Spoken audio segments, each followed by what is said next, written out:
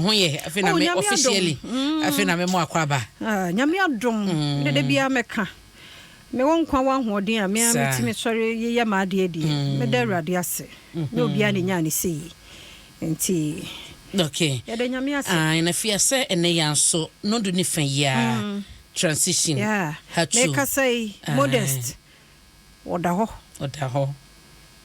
kan say gunobo be matintin gramo na ma kan ne yire ne ma ne o maame se wa still wo hu ne sai say adwuma de netu kwan ni bia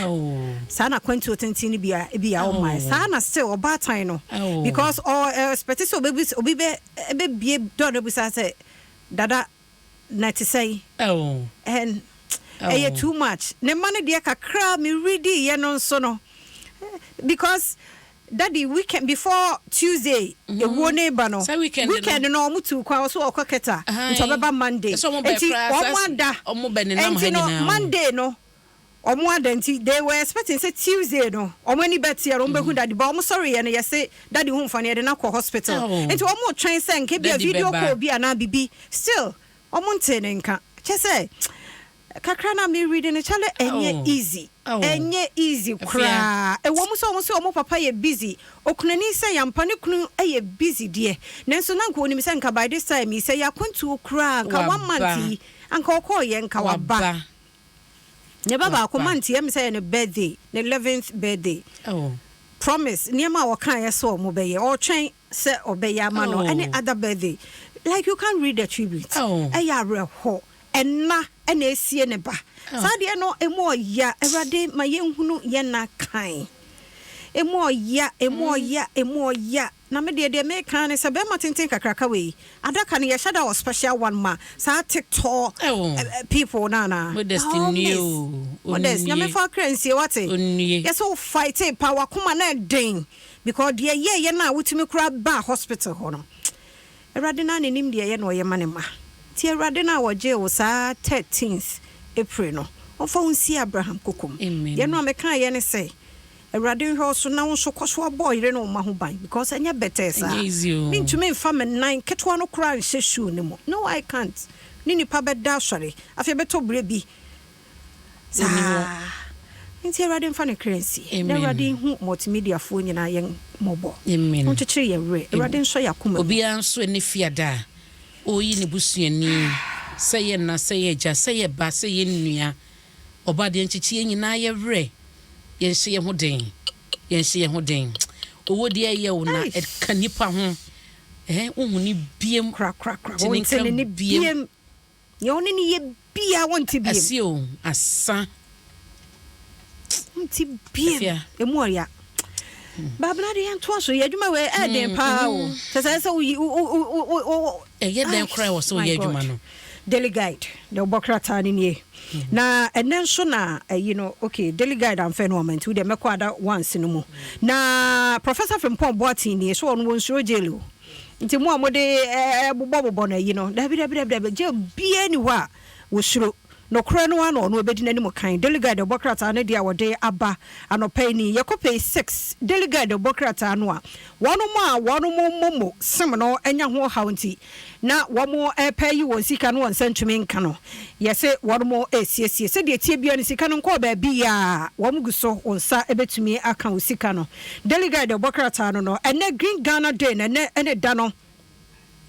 ye dua enua ahodo se be ye betumi aboye ho ba ba me mframapa ho asem nie na ochehene so akle no asamanka se hensemu sensem pay 6 yenka hensemu wa ha de enti de obokrata no aka no na me de ebrawa osagefo osiade ayu amoati for penny se wode won na ma ohene ya wo arasa darima pobi asmani odi kan se wontwene ho free asamanka se nananom atrankonya wono ensem no ho no na according to amoati for penny wo chehene na mu no de wo ye asamanka se hene no ba akopɛ no a osabarima eduda ko to so amiensa wono ane wo hene na wo ho nti delegate da bokrata ma ne bo ano pɛ wodi aba abena ro hosam wo ahanie abortion kills 12-year-old girl. Akura wanya mfie du emienu mekope 3 delegate obokrata no ediaba Augustina Gabriel ya wanya 12 years yesi wo ekrobia ede teleku buza rademegu Boko na boko we me mokra ntia wala mbela district ho the spell ni nkeka mo oh so kan baako dia obehu bo na sama no guso prapra pa dia nkeka mo ni ya me nkeka mo ewo elembele mensini mo ewo western region na yeso anyima bosumi num ene wo tra so obeyi nyinsen no aguo enti wo keka no bom keka bi bom saa nom ne ate ye pagya no de no koye no na kire se St Martin de Porres hospital ho by way went to me enya ne nkwan ne what one na no se da yaro ho sampa eno ehon sam delegate bokrata na dia ba Kufuor Commission's National Aquaculture Center eno so page 6 delegate bokrata no ede aba the weekend crusading guide bokrata no suni na oral Martin na nida kwan seja wo betu franka ama MPP amanyokuo no nene yi wa power platform bia kakra bia kitwa bia nshawana say ya 5cd 2cd na ne odi atoso na odi aboa na ni swade hunu say wo betu franka na da bia no niema ye mu ma na dia na niema mpani adwa no a en woje the weekend crusading guy the bokrata no so ehun asem eno no the day is here today obi anko abonten owura Samuel Abugina po ene ede to Ghana fo obi enim enuane ye nton se de abna ne